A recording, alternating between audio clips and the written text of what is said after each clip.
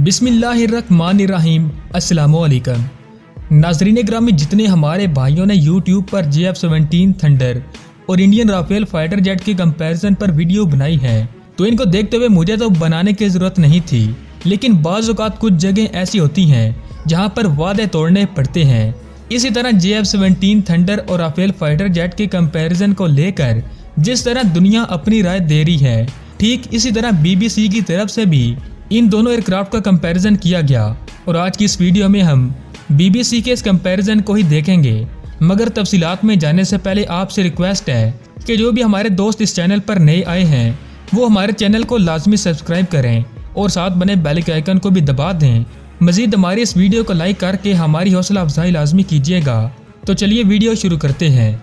दोस्तों, अब यहाँ सवाल ये पैदा होता है कि पाकिस्तान के JF-17 थंडर और इंडिया के राफेल फाइटर जेट के बारे में BBC की क्या राय है। तो नाज़रीन मोहतरम, हिंदुस्तान में राफेल फाइटर जेट की आमद से कबल पाकिस्तान के JF-17 थंडर और राफेल तैयारों के माबैन मुआवजा न सिर्फ मुख्तलिफ चैनल्स की तरफ से पेश किया गया, बल्कि इसके साथ साथ डिफेंस एक्सपर्ट की तरफ से भी इन दोनों एयरक्राफ्ट पर भरपूर बहस की गई।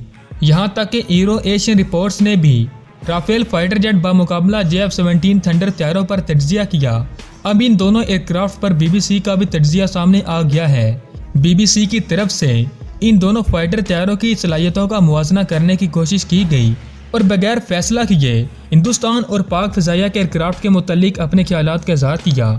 दोस्तों, आपको BBC का सोर्स लिंक इस वीडियो की डिस्क्रिप्शन में मिल जाएगा। हिंदुस्तानी एयरफोर्स ने गुज़श्ता माह पहले फ्रांस से मुआहदे किए, जिसके तहत 36 राफेल एयरक्राफ्ट इंडिया को मिलने थे, जिनमें से 5 राफेल एयरक्राफ्ट डिलीवर कर दिए गए हैं, जो कि 7000 किलोमीटर का फासला तय करके अम्बाला एयरबेस पर उतरे थे। BBC के मुताबिक भारत ने गुज़िश्ता साल बालाकोट में इस वक्त सर्जिकल स्ट्राइक का दावा किया था, जब इनके चंद एयरक्राफ्ट ने बालाकोट में बम गिरा कर यह दावा किया था कि इन्होंने दहशतगर्दों के ठिकानों को तबाह कर दिया है।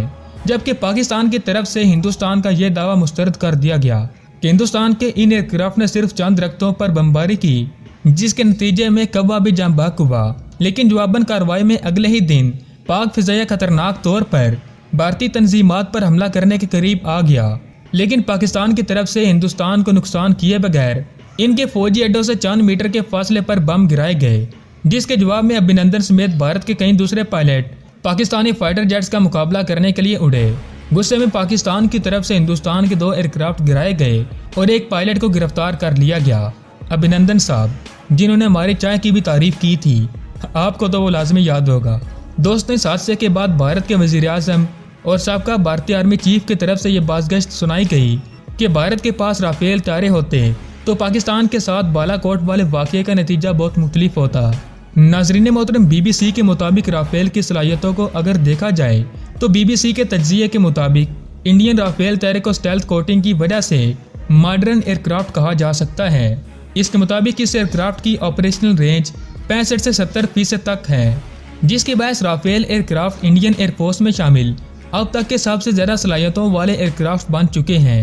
जबकि BBC का यह कहना है कि फ्रांस का बनाया हुआ ये aircraft double engine, delta wing और वसी पैमाने पर असले से लैस किया जा सकता है।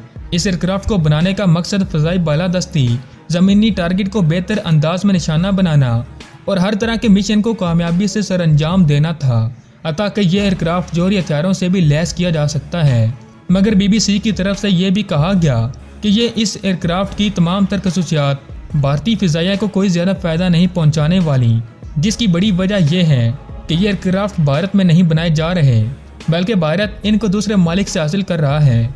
अब ये एयरक्राफ्ट भारत की एयरफोर्स में बड़ी तादाद में शामिल हो भी जाएं तो भी इसका कोई फ़ायदा नहीं।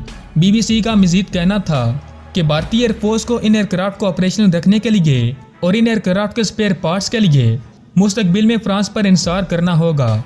जबकि दूसरी तरफ पाकिस्तान के JF-17 थंडर की काबिलियत को देखते हुए BBC की तरफ से कहा गया कि चीन की मदद से पाकिस्तान ने इस तैयारे को पाकिस्तान में ही बना लिया है।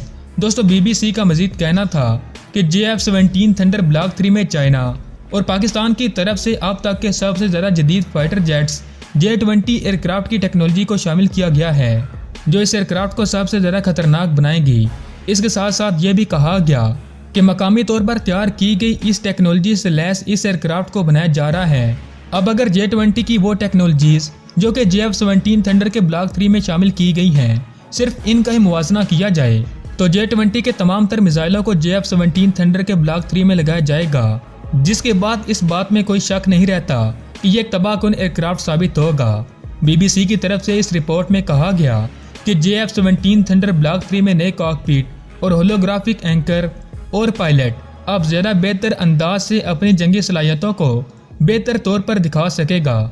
सबसे अहम बात जो इस रिपोर्ट में की गई वो ये है कि पाकिस्तान खुद JF-17 थंडर को तैयार करता है, इसलिए पहले से ही ऑपरेशन की सहूलतें पाकिस्तान के पास मौजूद हैं।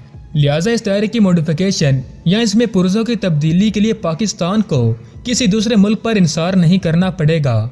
इसके बरक्स हिंदुस्तान के इन तमाम सरगर्मियों के लिए फ्रांस के तावन की जरूरत पड़ेगी।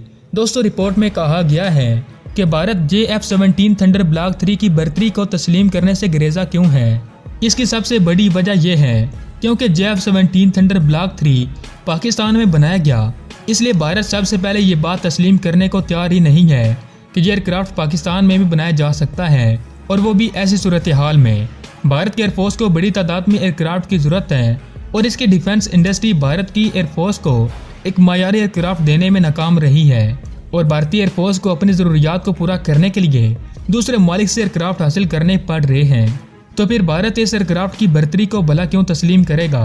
BBC की तरफ से कहा गया कि हर तैयार अपने मकासद के असूल के लिए डिज़ाइन किया जाता है। रफ्तार, हुजम या किसी और पहलू के लिहाज से इन तैयारों का मुवाजना करना हरगिज़ दुरुस्त नहीं है, और तमाम तर एयरक्राफ्ट न सिर्फ अपनी एयरफोर्स की ज़रूरियात को सामने रखकर डेवलप किए जाते हैं, बल्कि एयरफोर्स अपनी ज़रूरियात के हिसाब से ही इनको दूसरे मालिक से हासिल भी करती है।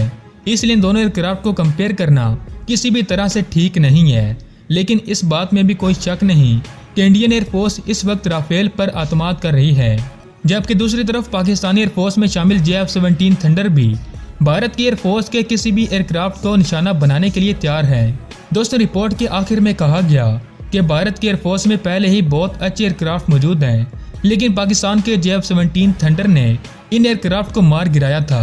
इसलिए ये कहना कि राफेल भारत की एयरफोर्स को बर्तरी दिलाएगा, तो इस बात पर अगर पाकिस्तान के JF-17 थंडर को सामने रखकर गौर किया जाए तो इंडियन एयरफोर्स को शायद इसकी तवक्कुआत के मुताबिक नताइज हासिल ना होंगे।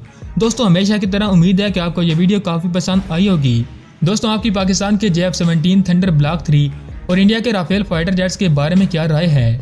इन दोनों एयरक्राफ्ट में से कौन सा एयरक्राफ्ट ज़्यादा बेहतर है, हमें कमेंट बॉक्स में लाजमी अपनी राय से आगाह कीजिएगा। और दोस्तों, हमें ये वीडियो बनाने में काफ़ी मेहनत लगी है, तो आपसे रिक्वेस्ट है कि हमारी हौसला अफजाई के लिए हमारी इस वीडियो को लाइक लाजमी करें और शेयर भी लाजमी कर दें, ताकि हमारा चैनल ज़्यादा से ज़्यादा ग्रो करे। और आप में से जिस भाई ने हमारे इस चैनल को अभी तक सब्सक्राइब नहीं किया तो प्लीज़ हमारे चैनल को लाजमी सब्सक्राइब कर दें। तो मैं आपसे मिलता हूँ एक नई वीडियो के साथ। अपना बहुत सारा ख्याल रखिए। अल्लाह निगहबान।